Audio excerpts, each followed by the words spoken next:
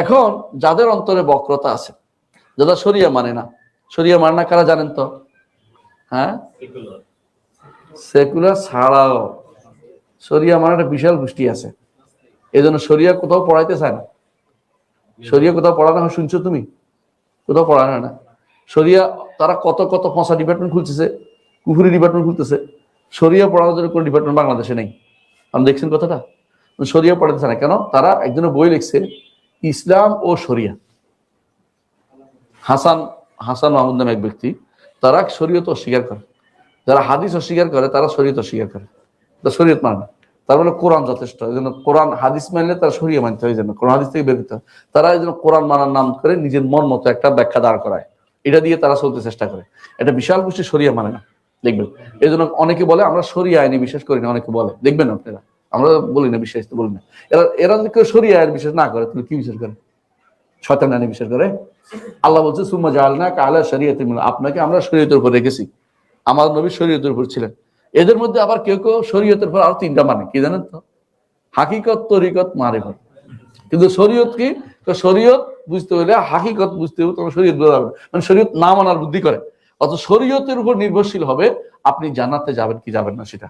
এই শরীয়তটা আল্লাহ কোরআনে কারীম দিয়ে দিয়েছেন, এই কোরআনে কারীম দিয়ে আল্লাহ শরীয়ত দিয়েছেন, বুঝছেন তো?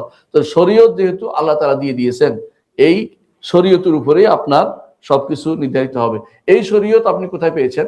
কোরআন থেকে পেয়েছেন, কোরআন থেকে পেয়েছেন, এবং এক শরীয়ত পেয়েছেন হাদিস থেকে।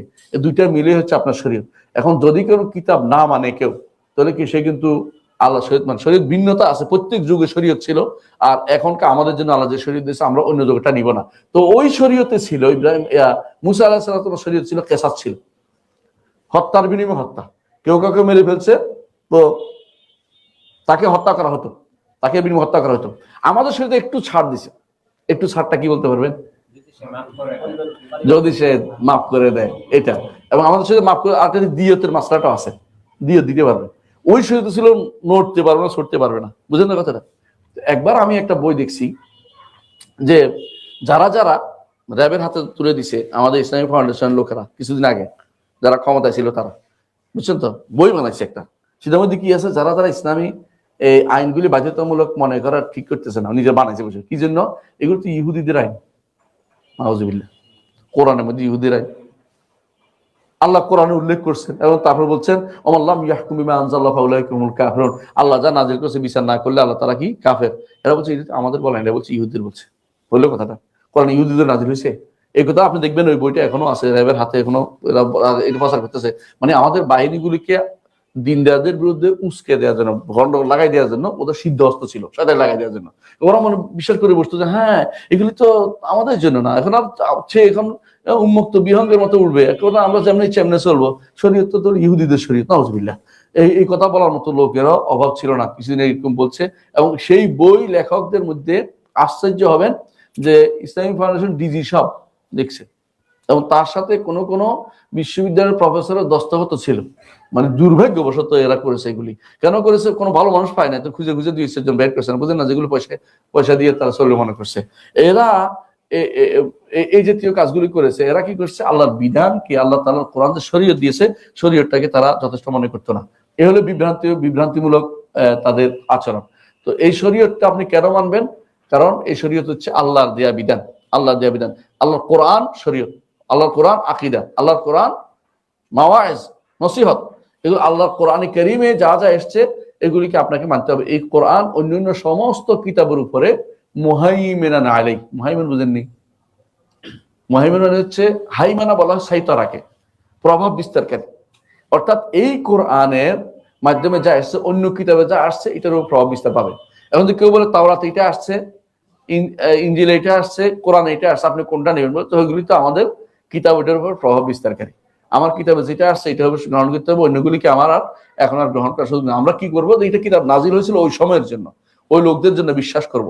এটা যদি বিশ্বাস না করি ঈমান থাকবে না। কিন্তু আমাদেরকে মানার জন্য বলা হয়নি, আমাদেরকে মানা হয়েছে। আল্লাহ এই জন্য বলছেন, যখন তাওরাত ইনজিল এগুলি আলোচনা করা বলছেন যে আনজালনা ইলাইকাল কিতাবা, তো আপনার কাছে কিতাব নাজিল করলে কেন? আপনার যেন আপনি মানুষদেরকে এর দ্বারা হেদায়েত দিতে পারেন। তারপর এটা কোরআন কারীমে উল্লেখ করা হয়েছে। এর অর্থ হচ্ছে যে আমাদের কিতাব আমাদের জন্য কি যথেষ্ট। আমাদের কিতাবে যদি ওখান থেকে কিছু এসে থাকে সেটাও আমাদের কিতাবে আসছে, আমাদের হয়ে গেছে। বর্ণনা আসলো আমাদের হয়ে গেছে। যেমন ইউসুফ আলাইহিসসালামের কাহিনী বর্ণনা করেছে আল্লাহ তাআলা। আমি একটা আয়াত বলবো, দেখবেন এটাতে ফিকহ শরীয়তে দুইটা বিশাল বিশাল অধ্যায় সাব্যস্ত হয়েছে একটা আয়াতের মধ্যে। কিছু না, এটা আর কোথাও পাবেন না, এটা কোথাও কোনো আয়াতও পাবেন না এটার উপরে। সেটা কি? একটা হলো জআলা, পুরস্কার ঘোষণা, আর একটা হলো গ্যারান্টি হওয়া। এই দুইটা জিনিস ইউসুফ আলাইহিসসালামের কাহিনীর মধ্যে আসছে। আপনি হয়তো মনে করতে পারেন কাহিনী তো আগে জোর কাহিনী, কাহিনীর ভিতরে কি আছে? আল্লাহ আমাদেরকে কি দিছে? শরীয়ত দিয়ে দিয়েছে। সেটা কি বলছে? ওয়ালিমান জা আবি হামলু বাঈর ও আনা বিহি যাইম, ওয়ালিমান জা আবি হামলু বাঈর ও আনা বিহি যাইম। যেই ব্যক্তি বাদশার পেয়ালা আনতে পারবে তার জন্য 1 উটের বোঝাই রসদ দিব। পুরস্কার ঘোষণা করছে না? পুরস্কার দেওয়ার ঘোষণা না? ও আনা বিহি যাইম, আমি এটার দায়িত্ব নিলাম, গ্যারান্টি হইলাম, গ্যারান্টার হইলাম।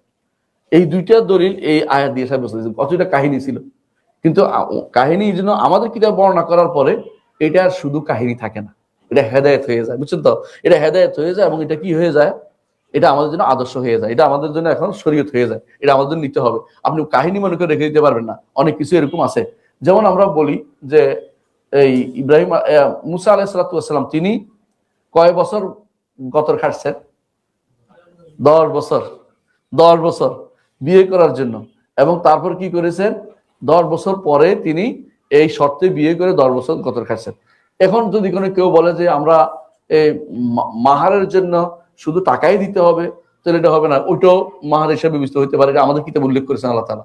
এটাও এই জন্য আমাদের মাসা এরা হানাফিরা নেয় নাই, অন্য সমস্ত ইমামরা নিচে এটা মাহার হইতে পারে, যে কর্ম কর্ম কর্ম কাজ করে খেলেও এটাও মাহার হইতে পারে, এটা তারা দলিল হিসেবে নিয়েছেন। তো বোঝা গেল যে এই হিসেবে ওলামারা কেন নিছেন? যেগুলি দলিল হিসেবে আসতে পারে, আমাদের কিতাবে আসছে, কোরআনে আসছে, এই জন্য। হ্যাঁ, অন্য কিতাব থেকে খুঁজে আনলে এটা জায়েজ নেই, যে আপনার কোরআনে নাই, অন্য কিতাবে আসছিল আমরা পাইছি বলে এটা জায়েজ নেই। কেন? অনেকগুলো কারণ। 1 নম্বর কারণ হচ্ছে ওই কিতাবগুলো কি হয়েছে? বিকৃতি সাধন হয়েছে।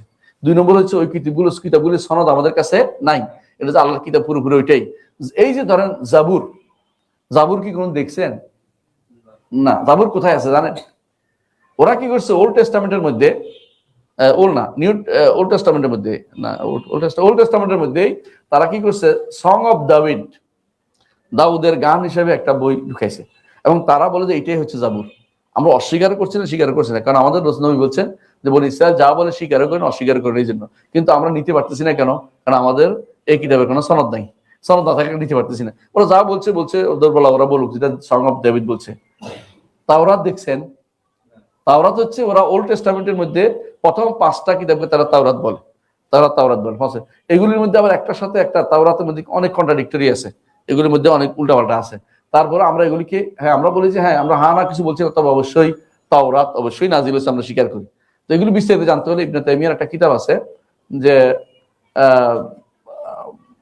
মান হাররাফাত তাওরাত, কি বলে কিতাবটার নাম, অনেক কিতাব আছে বড়। এই কিতাবটা আমরা বলবেন যে ইবনে তাইমিয়ার বইটার নাম মনে আসছে না, একটু পরে বলতেছি। আল জওয়াবুস সাহিহ, আল জওয়াবুস সাহিহ লিমান বাদদালা দীনাল মাসিহ। এই বইটা পড়লে দেখবেন বিস্তারিত হবে, এর চেয়ে উত্তম বিস্তারিত আর কেউ লিখতে পারে নাই, জবাব কিভাবে দিতে হবে। আর ইবনুল কাইয়িম একটা কিতাব আছে হিদায়াতুল হায়ারা ফি আজওয়াবাতিল ইয়াহুদ ওয়ান নাসারা।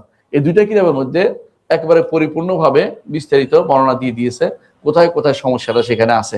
এবং তারা এটাই বলছেন যে এখানে কিতাবের কথা আছে, কোনো সন্দেহ নাই, কিন্তু পুরোটা আল্লাহর কিতাব বলা কঠিন, আবার আল্লাহর কিতাব নাই বলাও কঠিন। এটা কিন্তু আমাদের কোরআন নাজিল হওয়ার পর আল্লাহ তাআলা বলছেন মুহাইমিনান আলাই, এই কিতাব হচ্ছে অন্য কিতাবের প্রভাব বিস্তার করবে, এবং মুহাইমিন হাফিজান আলাই, অন্য কিতাবে যা নষ্ট করেছে এই কিতাব তা শুদ্ধ করে দিবে। এবং অন্য কিতাবের মধ্যে যে সমস্ত বদ কথা ঢুকাইছে নবীদের ব্যাপারে, এই কিতাব সে তা থেকে মুক্ত থাকবে। এবং অন্য কিতাব কি হয়েছে? হয়েছে বিকৃত হয়েছে, কিন্তু আল্লাহ তাআলা এই কিতাবের দায়িত্ব নিজে নিয়েছেন এবং এটা হেফাজত দায়িত্ব তিনি নিয়েছেন। এইভাবে আমাদের ঈমান আনতে হবে কোরআনের উপরে।